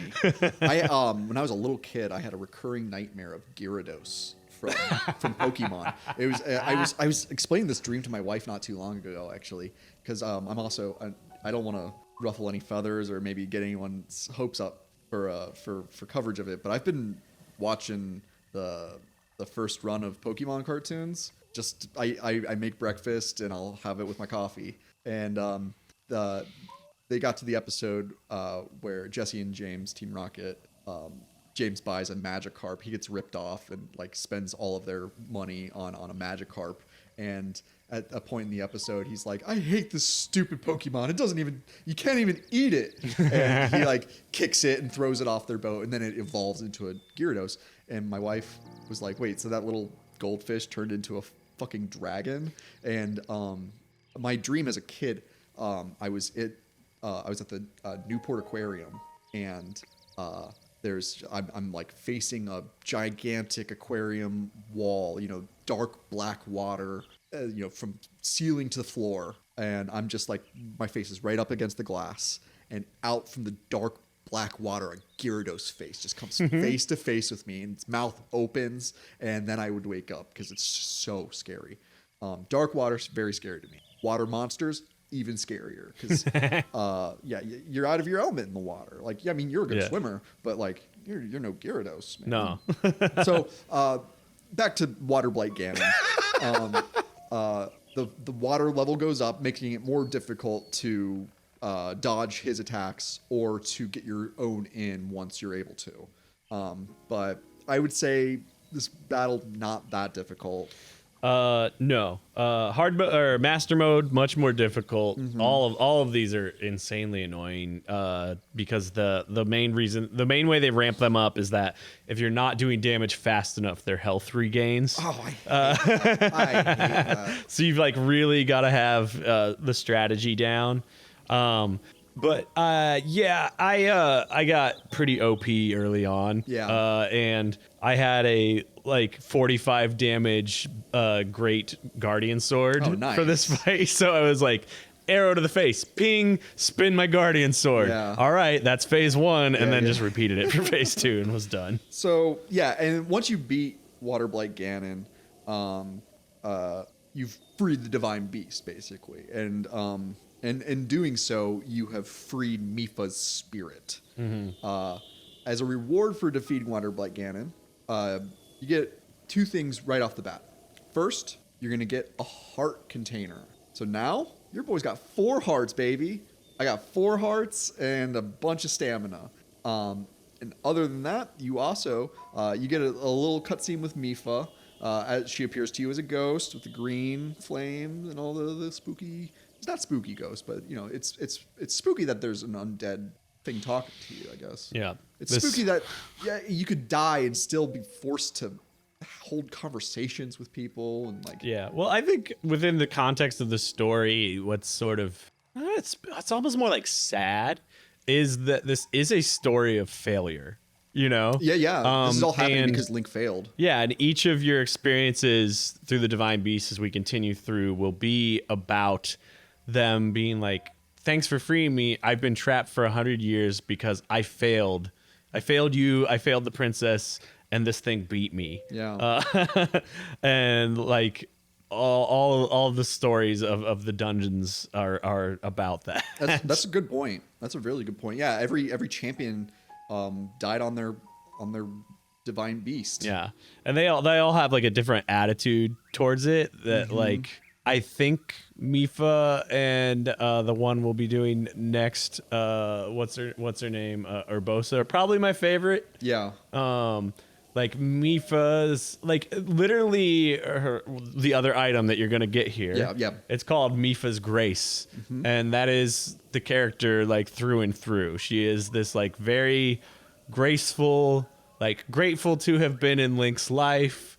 Very they're all very supportive. Except Rivali, that little jerk. We'll get to you, Rivali. And like she is like I you know, her thing is to protect Link, and the thing you get is Mipha's Grace, which will resurrect you if you die, and takes 10-12 minutes to charge each time you use it. Yeah, it's almost like having an extra fairy in your inventory. Right. That will recharge as time passes. And weird detail, I just realized you can turn off yeah, you can turn off any of the divine your Divine Beast champions. powers. I think the one that I do turn off occasionally, we'll get to it when we go to Death Mountain, but Daruk's Protection is one that I actually like to turn off a lot because I don't like the aesthetic of every time I you had put no your idea shield you up. could do that. Yeah, it's pretty cool. Mipha's Grace, very, very useful champion ability. And it's interesting that it's designed as your sort of first big item gift in the path of least resistance. The way quote unquote Nintendo wants you to play the game is this thing that's like, don't worry about the hearts. It's less about like your combat survival and more like we want you to play around and explore the world. It's like, here's a thing that's got your back if you screw up. Yeah, it's about the friends you made along the way. So after that, I mean, now what's happened upon freeing Vah Ruta from Ganon's influence? The reservoir is no longer threatening to overflow. The people of Hyrule are not going to just get flooded out. You know, if they're in the valley below, they're not going to just get wiped out by a tsunami. And Link has officially like redeemed Hylian Zora relations. Yeah. You know, like he's all the of the ambassador. elders, once you like sort of turn in this quest, the elders are back on Link's side and like understand like that's what Mipha wanted. Yeah. Yeah. They realize that maybe they've been using Hylians as a scapegoat. Yeah. And they need to like face. I mean, like the way that there's two elders that I remember being extremely rude to Link. Yeah, one was Muzu, the stingray, and the other one is his name is Sigyn or Segin, and he they both are just like, well, I guess not all Hylians are that bad, but like they're still a little bit like not racist, but speciest. Yeah, they still have their hesitancies, but they're not outright hostile to you anymore. They'll see Link and be like, "You're one of the good ones." Yeah. And if you ever find yourself saying that to somebody, just don't. Just take a look in the mirror and ask yourself what it would look like with a big bloody lip, because that's what you deserve sometimes. We've done it. We freed Vah Ruta. We got a special ghost power from a dead. I'm gonna say Mipha's kind of a hot fish.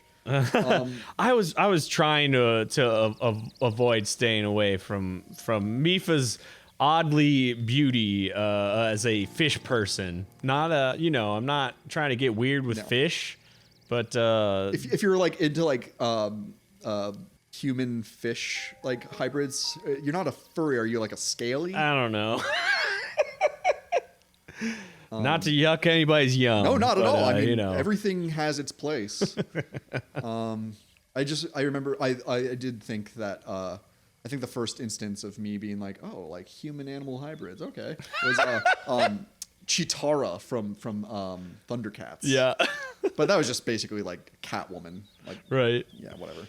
Well, let's end this on a weird note then. Yeah. Yep, that's a good campers. It's okay if you're into animals, but only if they're human animals. If you have feelings toward, you know what? Never mind. If you meet a fish person in the woods, keep your hands to yourself, campers. That's all I'm saying. And with that, let's go ahead and say, if you got anything to say about fish people, give us an email, campvideogames@gmail.com. Follow us along on Instagram at campvideogames. Would love to hear from you. Always hope bring a pal next time. If you got some pals, bring them over. Yeah, bring them around the campfire. Join us for more tales of Breath of the Wild. And keep your fins to yourself. Yeah. Well, should we actually let them know if somebody's playing along? The next beat will hit next time on Camp Video Games. This is weird to me, but we're following I guess the official Nintendo guide tells you the next place to go is the Gerudo Desert, and Vah Nuboris is the divine beast. That sounds right. I'm going to verify with my extensive notes. Which is a little... Holy shit, I took a lot of notes for this one. It's a little odd order as I think we'll talk about probably more next time, but it's probably people list as probably the hardest divine beast. Yeah, I think my first playthrough, Vah Nuboris, was the last one that I defeated. Right. But yeah, we're gonna go out to Gerudo Town. Yeah. So and meet those lovely ladies. Yep. And make sure you do that for next week, campers. Yeah, and any other housekeeping? Yeah, again, go in whatever order. But if you're following us, that's the only story beat thing we'll be hitting. Cool. Thanks for hanging out, everybody. Till next time, campers. If you'd like to write to us, send a message to campvideogames@gmail.com and follow us on Instagram @campvideogames. If you want to become a real happy camper, you can support Camp Video Games on Patreon. For $5 a month, you'll be granted access to even more discussions about movie-based video games, game-based movies, full-length commentaries, playthroughs, and more. Whether you sign up or not, we're glad to have you here at Camp Video Games.